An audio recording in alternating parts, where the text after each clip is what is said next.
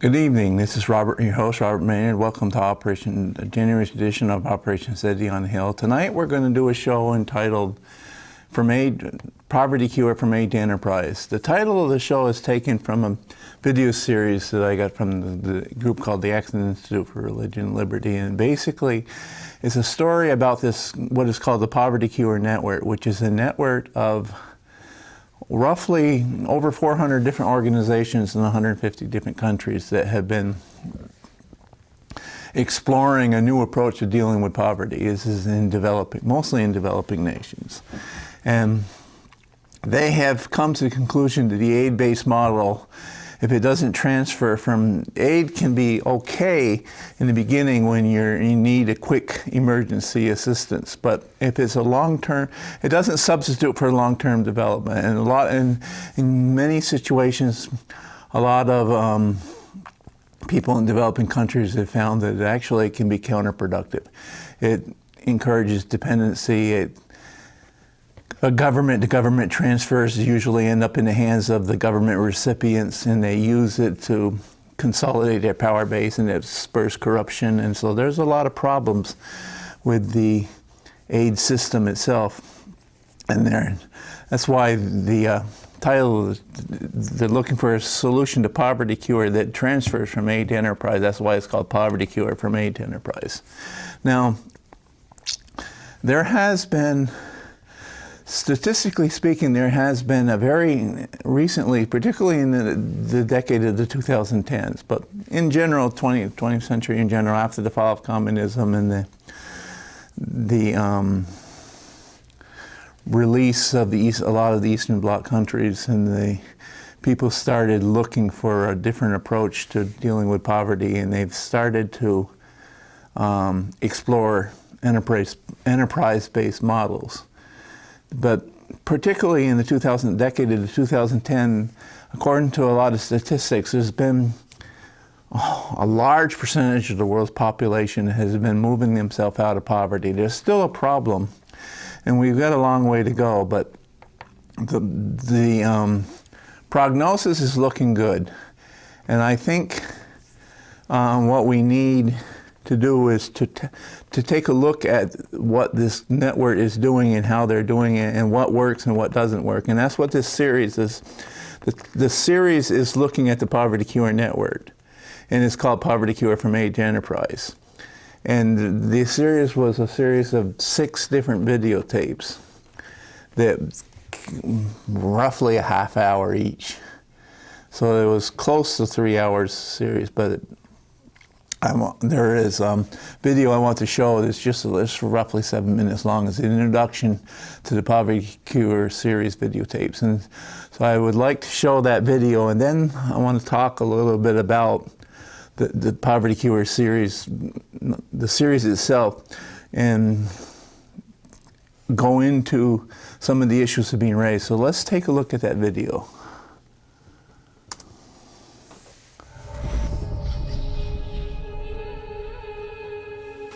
Another increase in poor nation aid. The World Bank said yesterday that it would almost triple lending this year to help prevent a, quote, human crisis in developing countries amid the turmoil in financial markets.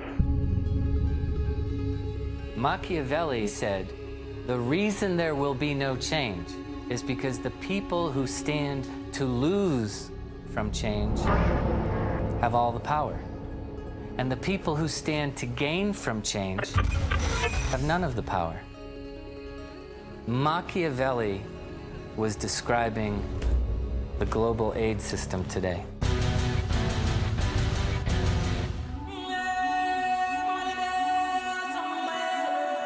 We can't continue to talk about the tragedy of poverty and not talk about aid. Over $2 trillion have been spent on aid. Aid creates dependency. More aid and more aid and more aid. We've seen that aid has subsidized dictators, encouraged inefficiency. Most of the money for aid doesn't actually get to the poor.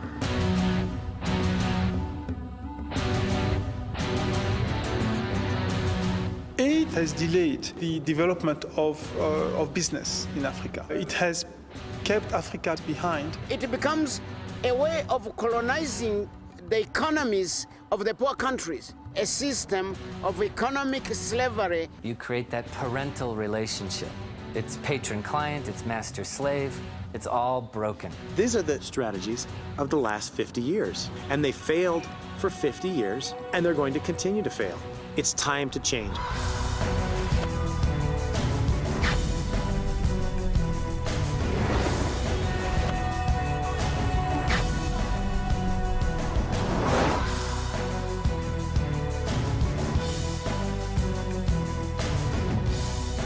If the African nations today agreed together and say no more aid, I tell you, they can grow slowly, but they can grow.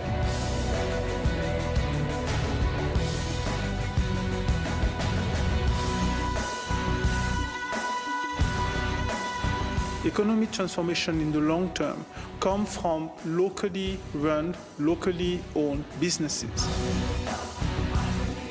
We need to transform our good intentions into things that actually work. And what works is allowing these individual human beings, created in the image and likeness of God, to create value and prosperity for themselves.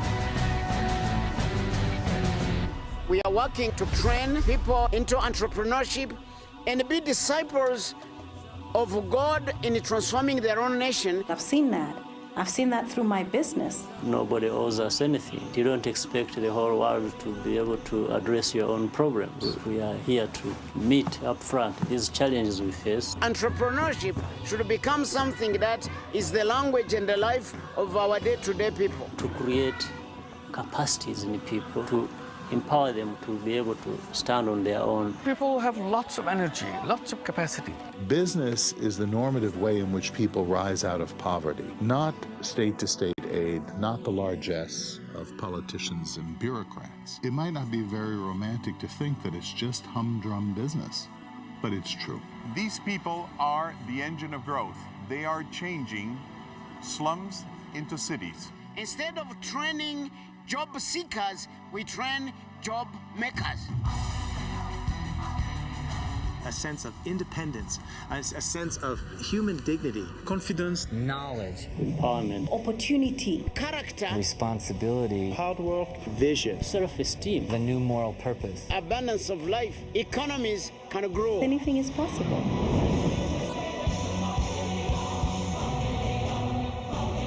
And it's high time we stop telling our people they can't do it. Yes, we shall do it in the name of God.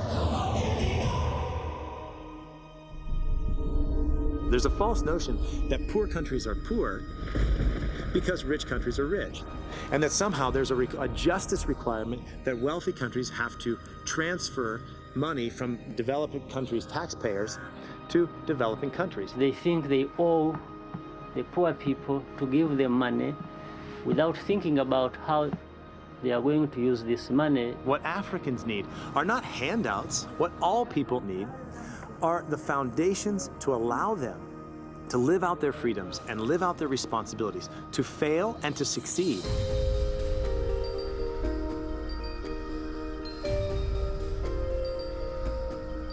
Having a heart for the poor isn't hard. Can we have a mind for the poor? Can you really relate to the poor on a one-to-one basis, as equals, as partners, as colleagues? Can we allow them to put the locus of responsibility for their own future on themselves and then be willing to be guided by their vision? And if you give people that foundation, then they're going to create success, they're going to create wealth that no state could ever create. Private sector has the bigger role, and it grows and grows, and we begin to drive the bottom of the pyramid the other way around. We flip it around because it is possible. It's worked in other societies. It can work for Africa. Whether you are born in the richest family in the world or in the poorest family in the world, you have the same capability as a human being. It's a question of how you unleash that energy that is packed into you. Small and medium-sized enterprises are a critical part in the development process. Job creation, employers who provide income for families who can take whole communities out of poverty. And that's what markets are. They're networks of human relationships, where people get together and solve problems closest to them. It's time to move the locus of power away from the aid industry into individual communities, individual countries, where they can choose their own strategy to create prosperity. The purpose of prosperity is not itself. The purpose of prosperity is to create stronger societies. We need to be able to move from aid to production, from existing to living. It is the way it was meant to be, for us to leverage our communities out of poverty. People have the dignity of putting food on their table, shelter, health is provided, education is provided for their children. Good intentions don't end poverty. Enterprise and freedom end poverty.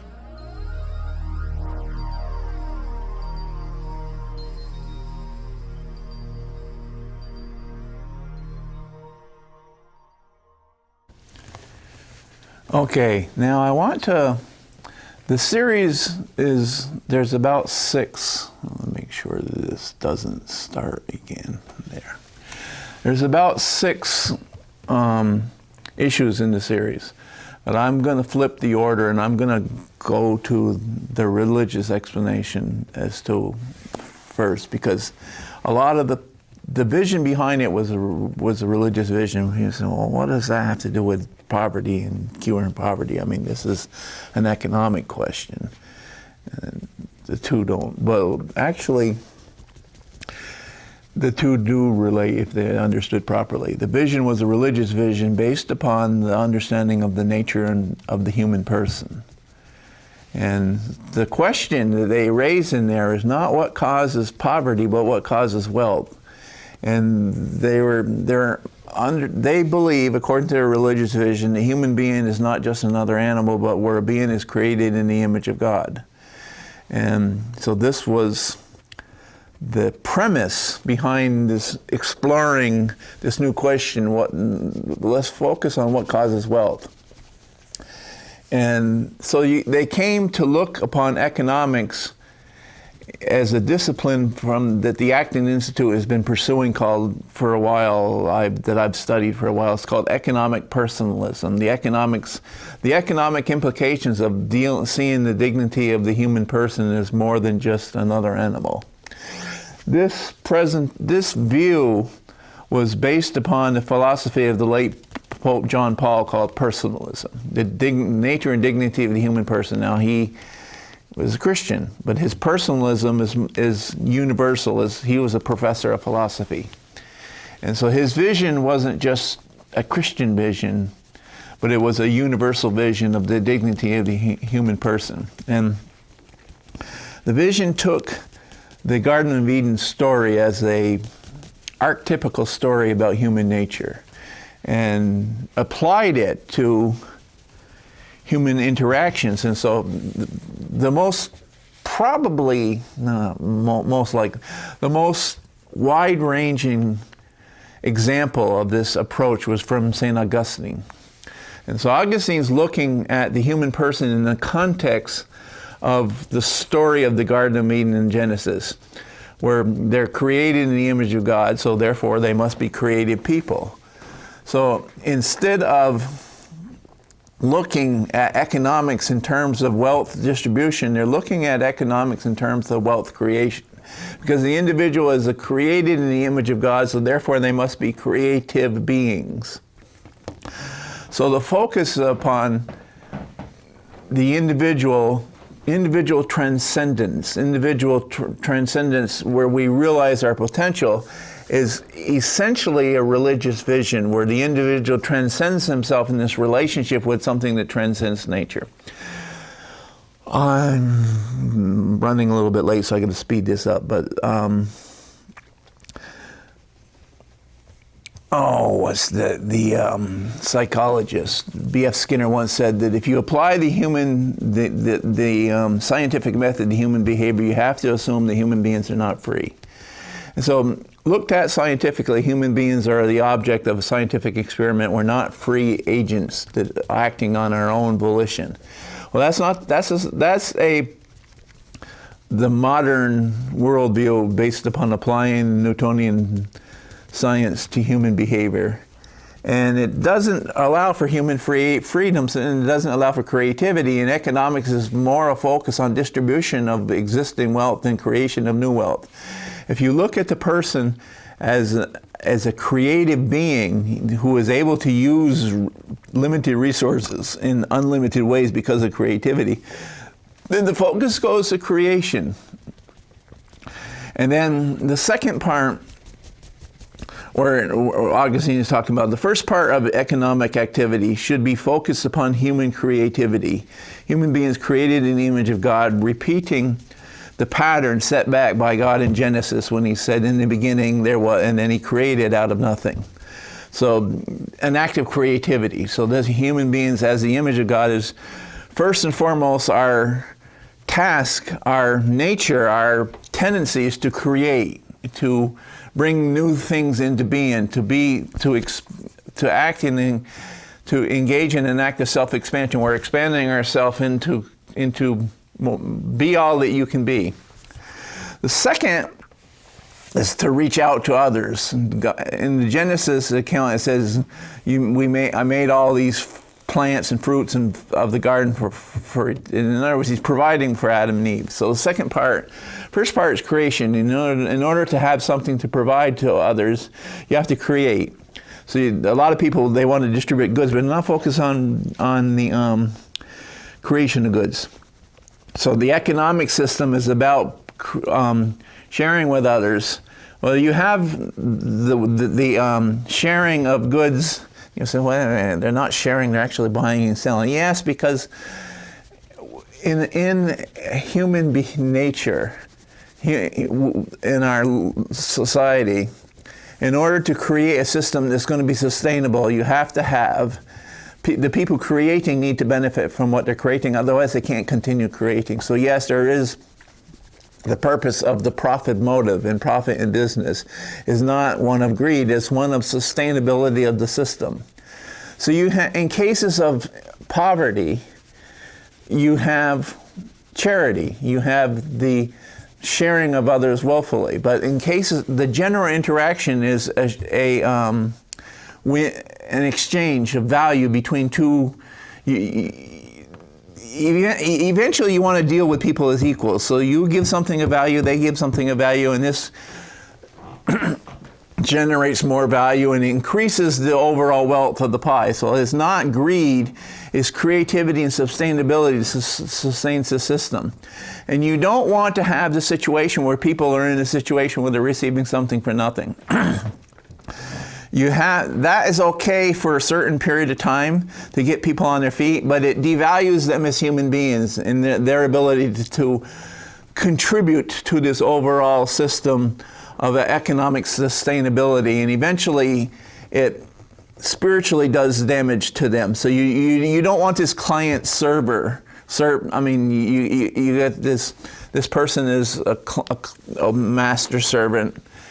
You want a partnership between people, and this is what the system of enterprise is all about. It's not just about the typical things. So they go into free markets and they go into a lot of stuff that I could go into later on when we have a follow-up show, and we'll do that. And this might be something we might want to do. I haven't figured out what next month's show is going to be yet, but we're going to be going into different things. But human potential is a lot greater than what we realize. And we see religion as this institutional thing that we go on Sunday, Saturday, Friday, whatever, to a mosque, church, or synagogue, and we engage in religion. But human beings are religious beings, and religion is something that we are, not something that we do. And I think it has to do with the realization of human potential and how we share that and how we apply that to all aspects of life, including and primarily in this case, economic. Thank you so much. This has been the January edition, and I'll be back. No, I won't be back next month because I think they're doing some town hall meetings. So we'll probably be back in March. We'll see you then, and have a good night. Take care.